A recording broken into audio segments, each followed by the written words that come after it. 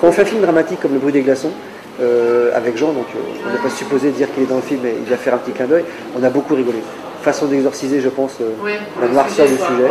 Et mais rit comme des bossus, quoi. Entre les prises, Billy avait du mal à nous calmer, et pourtant les gens, on ne peut pas dire qu'ils rient aux éclats, voilà, mais ils sont émus. Et puis quand on fait une comédie, c'est très sérieux.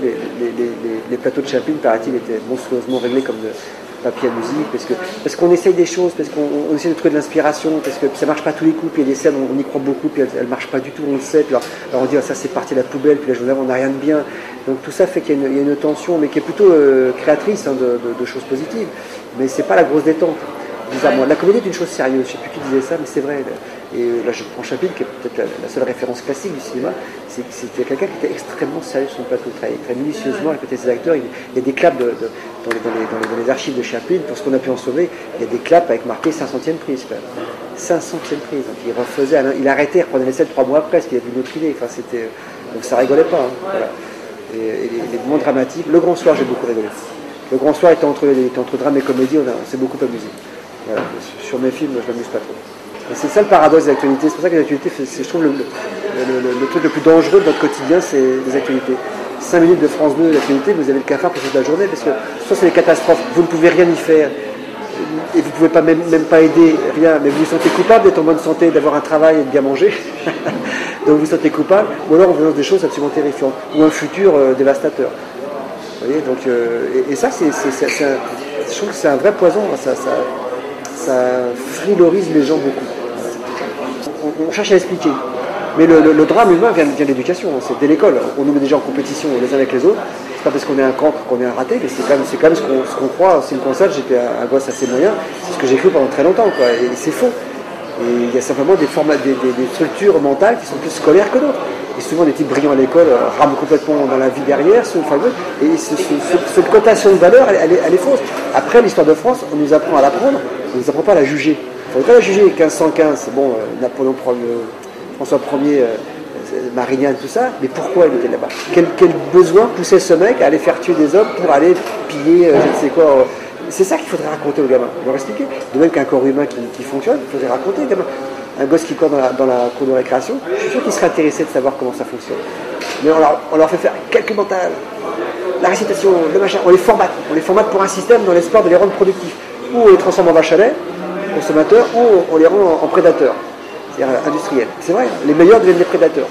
L'immense majorité devient des vaches à lait, des consommateurs. Tous les gens viennent là. Ouais, j'ai un petit gars, ouais. Je dis ça, j'arrive pas à l'éduquer, mais tout le monde, hein. Il s'en fout complètement, il est dans ses jeux vidéo, machin, il lit pas un bouquin, c'est une catastrophe, mais je pense que ça vient de là, il a 16 ans. Je pense que ça vient de là, vraiment. Tout est fait, en gros, pour que l'individu ne se rencontre pas dans une vie. Parce que s'il se rencontre, c'est terrible. Il développe un sens critique, il développe un jugement, et alors là, il est ingouvernable. Donc que ce soit les religions, que ce soit les commerçants, que ce soit les politiques, ils n'ont aucun intérêt à ce que l'individu se trouve. Donc dès l'âge de 2 ans, l'enfant, en théorie, et statistiquement, est devenu un consommateur. Si en plus on peut leur coller une religion dessus, c'est parfait. Vous voyez, moi j'étais chrétien, il a fallu que l'époque soit ce qu'elle est pour que je me débarrasse de cette religion, que je n'avais pas demandé. Pourquoi on baptise un enfant?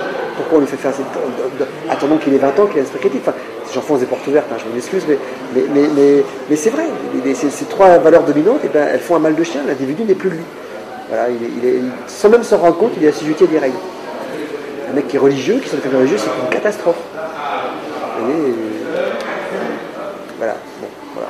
Après ce brûlot audiovisuel que je viens de livrer, voilà. Pas forcément négatif, je pense qu'il y a du bonheur à prendre, mais il faut justement se méfier beaucoup des autres, de l'environnement, de ceux qui dominent, de ceux qui parlent, ce que je suis en train de faire en ce moment d'ailleurs. Il faut se méfier de ces gens, il faut se méfier, il faut cultiver son soi, quoi. Voilà. Voilà. Donc il y a plein de choses positives à prendre, surtout qu'une vie c'est court. Je pense qu'avec un peu de bol, je mourrai avant que les vraies catastrophes n'arrivent. J'espère que ça pourrait durer un peu dans mon gamin, ça serait bien aussi, parce qu'il y a vraiment des choses sublimes, mais il faut être très méfiant. L'éducation, finalement, c'est la méfiance des règles, c'est la méfiance de ce qu'on nous apprend. Voilà, c'est la vraie éducation, l'éducation de l'autodidacte. La vraie éducation affective des gens qu'on aime, c'est de leur apprendre à se trouver eux-mêmes. Voilà. Et donc à ne pas écouter forcément ce qu'on dit, y compris l'école, même si il faut un peu de réussite scolaire pour pouvoir avoir une place dans ce monde-là. Mais c'est plein de nuances, hein, Mais toutes les tragédies qui existent aujourd'hui, ça commence à l'école, je suis absolument certain. Il y a un bouquin de Laborie qui s'appelle L'éloge de la fuite, parce que Stockal qui a un manifeste sur le comportement humain qui est extraordinaire. J'avais découvert ça avec Gaspard Noé sur Réversible. Il m'avait dit tu devrais lire ce bouquin que j'avais lu. Et du coup j'ai lu toutes les œuvres de Laborie, dont un film avait été fait d'ailleurs, Mon oncle d'Amérique. Il raconte ça très très bien. Les bonnes nouvelles on les a jamais. Vous voyez, moi à titre personnel, je m'étais frité avec un mec de France 3 à la télé sur le vilain. On a parlé que de ça. Le mec m'a fait revenir 15 jours après pour refaire l'émission avec lui en direct après avoir vu le film. Personne n'en a parlé. Ils s'en foutent. Ce qui les intéresse, c'est que les mecs qui se cassent la gueule. C'est rigolo, hein. Et effectivement, les informations, c'est une mise en scène d'une drame permanente. Puis permanent, hein, quand vous avez le câble, vous avez les chaînes de câble, LCI, machin, etc. C'est permanent. Vous installez pour peu que la télé marche en... Faites autre chose et elle tourne, mais vous sautez par la tête au bout d'une heure. Ça fait une heure, c'est que des horreurs. Il n'y a pas de travail, il y a la maladie, la planète se détruit, guerre en Syrie, les images qui vont avec, c'est pas possible, quoi. Et en plus ils le font mais il n'y a pas de réaction. On voit autour des gens qui ne réagissent pas forcément par rapport à ça. Donc c'est un double sentiment de puissance. On reçoit l'information et on voit que personne ne fait rien. Comme un type qui dans la rue est par terre et personne ne l'aide. C'est ça les informations. Après il y a 2-3 politiques qui viennent à la télé expliquer des trucs et ça fait toujours les mêmes depuis 40 ans, donc a priori ils n'ont pas vraiment la solution non plus. Donc c'est très anxiogène. Le truc qu'on devrait interdire aux enfants, c'est ça, c'est les informations. J'ai fait beaucoup de sport. Maintenant, la nature me rattrape, le temps me rattrape, ce fameux temps dont je vous parlais me rattrape. Aujourd'hui, le sport consiste à faire ce geste-là plusieurs fois par jour.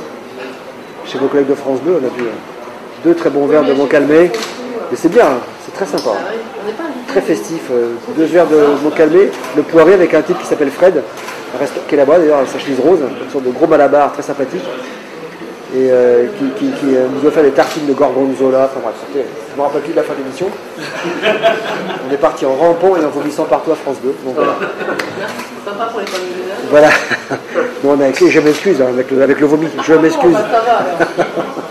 Il a déjà un titre provisoire mais assez efficace, il s'appelle Adieu les cons. Donc soyez pas vexés si je m'en vais. Ça ne me concerne pas.